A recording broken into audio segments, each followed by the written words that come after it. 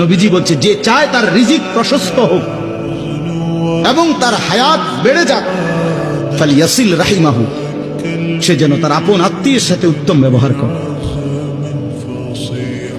এটা তার রিজিক বাড়াবে।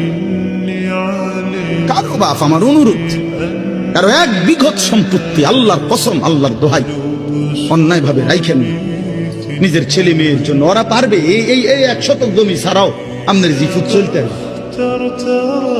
এই 1 শতক জমি মিথ্যা করে নিয়া নিজের আখেরাত বরবাদ করলেন, ওদেরকে বরবাদ করলেন।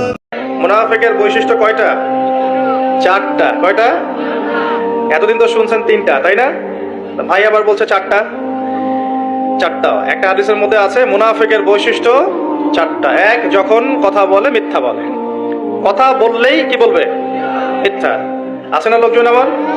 আচ্ছা। 2 নাম্বার হচ্ছে ওয়াদা করলেই খেলাফ।